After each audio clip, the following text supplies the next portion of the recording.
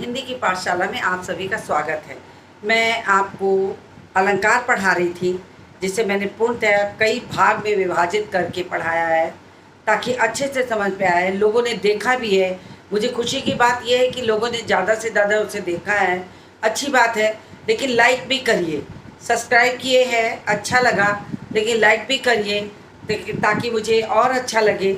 और जो अलंकार का जो पार्ट 6 साथ में गया होगा मुझे लगता है, क्योंकि मुझे समझाने में दो दो अलंकार एक एक वीडियो में जा रहे थे 15 मिनट में, तो थोड़ा टाइम लगा। लेकिन सब पार्ट को देखिए, अच्छे से देखिए। पूरा अलंकार आपको किसी भी कंपटीशन के लिए अगर तैयार करना होगा तो आप अच्छे से कर सकते हैं। आज मैंने बहुत छोटा सा टॉपिक उठाया है जो सीबीएसई बोर्ड ने कक्षा 9 में रखा है। बहुत जगह कंपटीशन में ये पूछा जाता है, लेकिन लोगों को इसका अंतर नहीं समझ में आता। वो टॉपिक है, वो विषय है आपका शब्द और पद। यद्यपि मैंने टॉपिक की तरह तो नहीं, लेकिन हाँ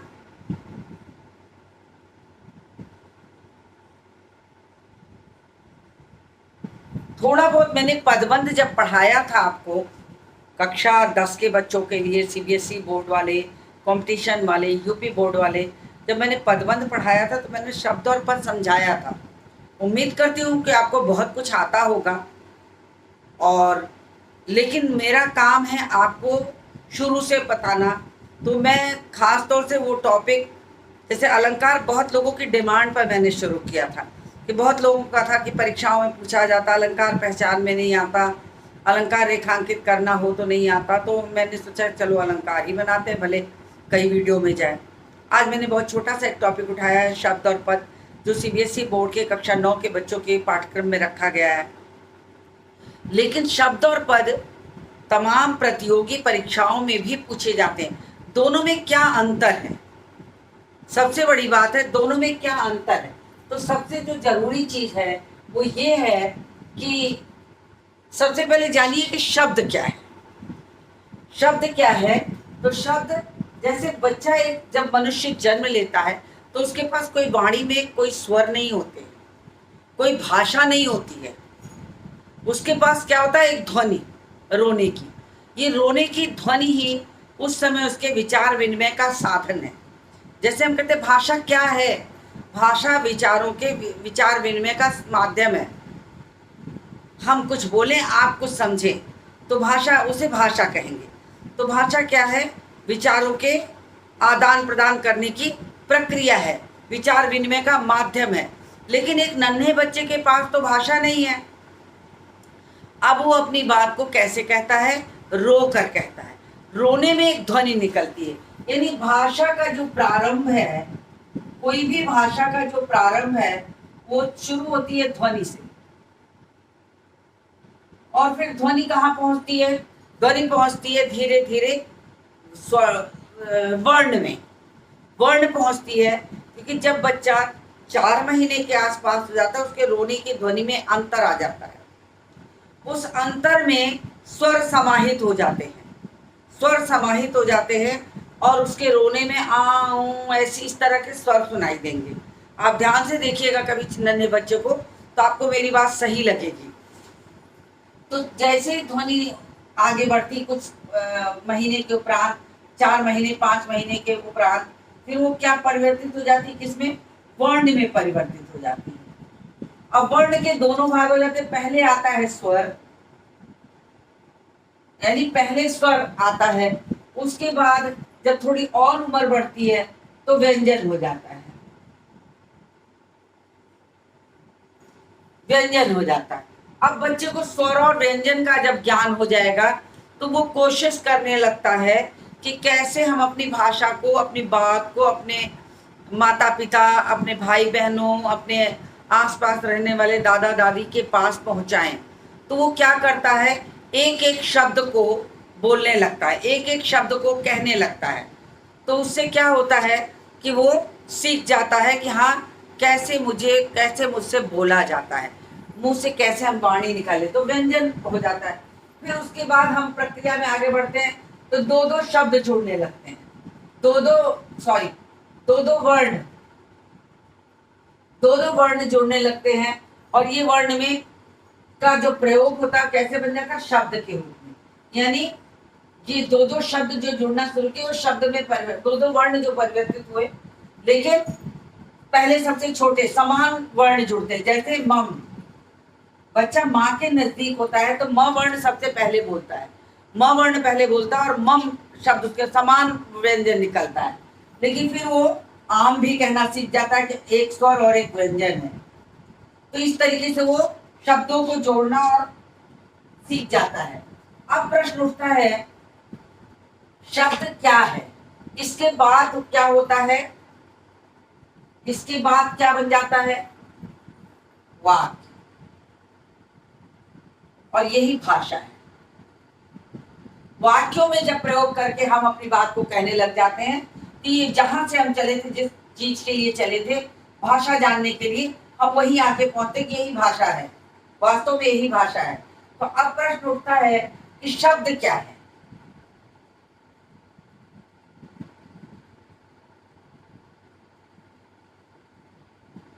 शब्द की परिभाषा कहिए, शब्द क्या है। अब देखिए, बच्चा जब बोलता है तब उसे किसी भी चीज की जानकारी नहीं होती किस चीज को क्या कहना है।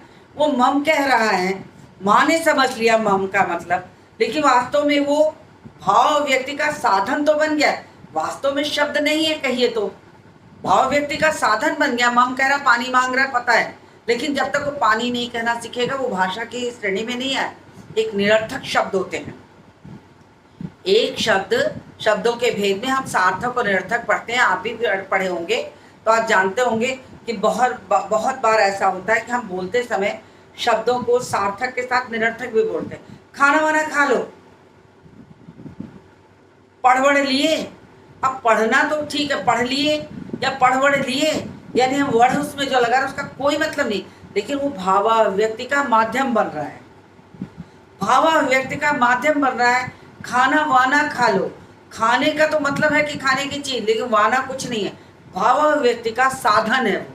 तो ये निरर्थक शब्द होते हैं। उसी तरह बहुत सारे निरर्थक शब्दों को बोल के बच्चा अपनी भाषा को विकसित करता है, बढ़ाता है, तो धीरे धीरे शब्द बनने लगते हैं। अब शब्द क्या है, अब आप पूछेंगे कि भाषा की मूल इकाई क्या है। भाषा की मूल इकाई क्या है, तो मूल इकाई वर्ण है। भाषा की मूल इकाई वर्ण है। यानी सबसे पहले जो भाषा में जन्म होता है वो वर्णों का जन्म होता है, और वर्णों में भी सबसे पहले स्वर आते हैं, फिर व्यंजन आते हैं। मूल इकाई वर्ण है। अब जब इन्हीं वर्णों का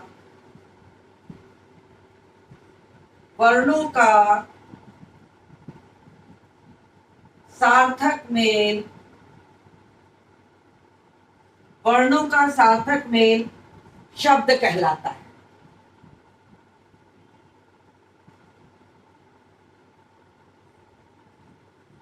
वर्णों का सार्थक मेल जो होता है वो शब्द कहलाता है। यदि हम कह दें क्या ये शब्द है,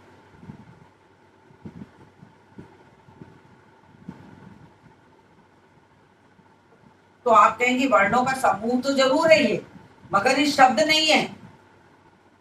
इसको हम कहीं से भी शब्द नहीं कह सकते, क्योंकि कहीं कोई अर्थ नहीं दे रहा जब तक हम इनमें से छांट करके कमल, कमल नहीं लिखेंगे, क म और ल को उठा करके एक साथ मिला के नहीं लिखेंगे, तब तक आपको पता ही नहीं चलेगा कि कमल किसको कहते हैं। कमल एक प्रकार का फूल है। तो इस भाषा को अभिव्यक्त करने के लिए जब हम वर्णों का सार्थक मेल कर देते हैं तब वो भाषा के रूप में परिणत हो जाता है। अब ये भाषा हो गई, ये अब हम इसको किसी जगह जोड़ेंगे वाक्य में तो भाषा में कहलाएगी, लेकिन अभी ये क्या है, वर्णों का सार्थक मेल हो गया तो ये शब्द हो गया, ये शब्द है, यानी सार्थक मेल शब्द है। अब प्रश्न उठता है व्यंजन कभी भी बिना स्वरों की सहायता के नहीं बोले जा सकते। यदि हम कमल का वर्ण विच्छेद करें, यदि हम कमल का वर्ण विच्छेद करें तो आपका क्या वर्ण विच्छेद होगा, क प्लस अ प्लस म प्लस आ, धन कहिए या प्लस कहिए, धन ल धन आ, तब जाकर के ये कमल बना। बहुत जगह वर्ण विच्छेद भी आता है, वर्ण जानने वाले को वर्ण विच्छेद भी जानना चाहिए। वर्ण विच्छेद का मतलब होता है वर्णों को अलग करना। कमल शब्द लिखा हुआ है, इसमें वर्ण विच्छेद आएगा तो उसका वर्ण विच्छेद हम ऐसे करते हैं। क्योंकि हम शब्द पढ़ा रहे हैं इसलिए हम डिटेल में नहीं जाएंगे, थोड़ा सा बीच में आ गया तो हम उसको समझाने लगे आपको कि आप ये जरूर जानिए कि कमल में क म ल ये व्यंजन जरूर है, ये सारे व्यंजन हैं। देखिए इन व्यंजनों को बिना स्वरों की सहायता के नहीं बोला जा सकता। जैसे यहाँ ये स्वर है, ये स्वर है, ये स्वर है, तो बिना स्वरों की सहायता के हम व्यंजन को नहीं बोल सकते। ये आपको अच्छी तरह से जानना चाहिए।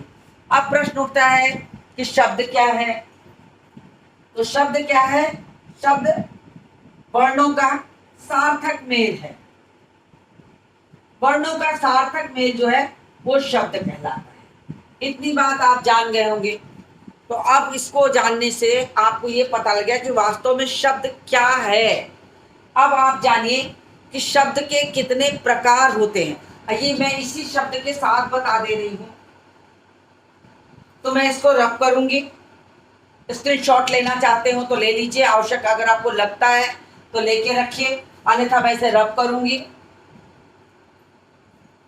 शब्द और पद पढ़ाने के साथ साथ जो टॉपिक है तो सिर्फ बहुत छोटा सा, परंतु उसको समझाने के लिए मुझे शब्द के प्रकार समझाना आपको बहुत जरूरी है। यदि शब्द के प्रकार नहीं समझाऊंगी तो आप नहीं जान पाएंगे। शब्द के भेद। अब क्या है? शब्द के भेद मैं आपको बताऊंगी। तो शब्द के भेद जो होते हैं वो 4 प्रकार के होते हैं।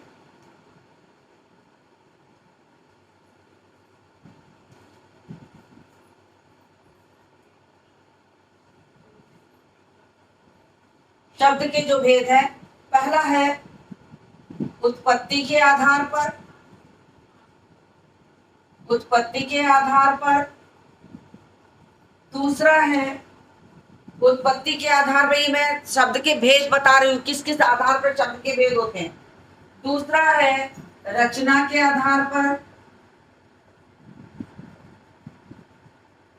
अगर आपको कहीं शब्द पढ़ने की जरूरत होगी तो आप उसमें भी इसका प्रयोग कर सकते हैं, तो अच्छी तरह से उसको जान सकते हैं रचना के आधार पर। फिर उसके बाद तीसरा है अर्थ के आधार पर, और चौथा है प्रयोग के आधार पर।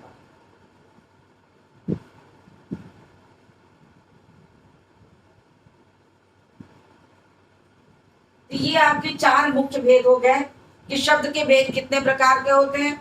उत्पत्ति के आधार पर, रचना के आधार पर, अर्थ के आधार पर और प्रयोग के आधार पर। अब उत्पत्ति के आधार पर जो होते हैं शब्द, वो 4 प्रकार के शब्द होते हैं। पहले को हम कहते हैं तत्सम,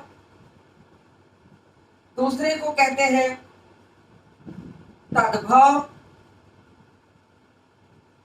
तीसरे को कहते हैं देशज, और चौथे को कहते हैं विदेशज। यानी इतने प्रकार के शब्द जो होते हैं वो हिंदी में उत्पत्ति के आधार पर प्रयोग किए जाते हैं। फिर रचना के आधार पर जो शब्द भेद होते हैं उसके 3 प्रकार होते हैं।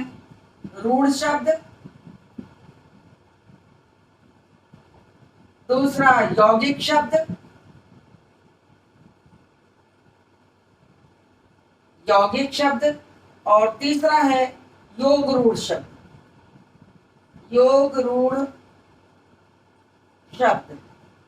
अब आप कहेंगे कि कक्षा 9 के विषय में तो शब्द और पद खाली पूछा है, लेकिन शब्द और पद के लिए अगर कोई शब्द देकर आपको पूछ लिया ये शब्द का कौन सा भेद है, तो जब तक आप भेद नहीं जानते हैं आप उसको नहीं बता सकते।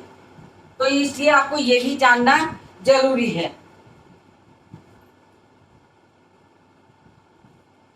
उसके बाद अर्थ के आधार पर मैं कहाँ लिखूं, इसको मैं थोड़ा सा हटा रही हूँ। अर्थ के आधार पर जो शब्द भेद होते हैं वो हुआ एकार्थी शब्द,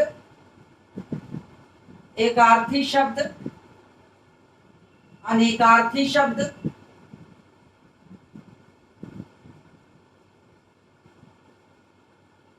तीसरा समानार्थी शब्द,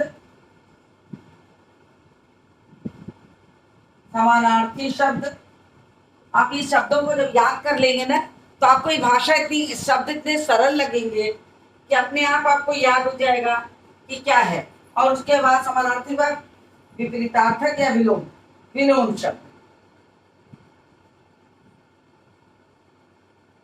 अभी चौथा जो मैंने प्रयोग के आधार पर लिखा था वो मैं यहां लिख देती हूं।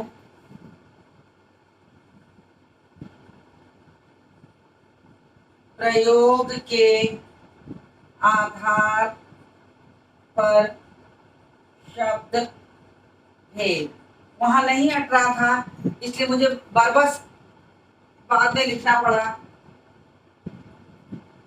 और प्रयोग के आधार पर जो शब्द भेद होते हैं वो दो होते हैं, विकारी शब्द और दूसरा अविकारी शब्द। बस आपको इतना याद अगर कर लिए तो पूरा शब्द और पद में आपको कोई भी काट नहीं मिलेगा, कहीं से कोई दिक्कत नहीं आएगी, हर तरह से याद आएंगे। तो ये चारों प्रकार याद रखिए और उनके भेद, फिर मैं आपको इनका डिटेल समझाऊंगी और उसके बाद मैं शब्द और पद में अंतर समझाऊंगी। तो उम्मीद करती हूँ कि आपको मेरी बात समझ में आ रही है। वीडियो बहुत लंबा होने जा रहा है तो मैं इसको यही सब कट करती हूँ। इसके अगले पार्ट में मैं इस सारे डिटेल को समझाऊंगी। आप मेरे साथ बने रहिए ताकि आप शब्द के, और ये बहुत ज़्यादा प्रतियोगिता की परीक्षाएं, जितनी प्रतियोगी परीक्षाएं होती हैं तमाम प्रतियोगिताओं में पूछा जाता है, तो आपको आना चाहिए। तो इसी के साथ इस वीडियो को मैं समाप्त करती हूँ और मिलती हूँ आपसे अगले वीडियो में।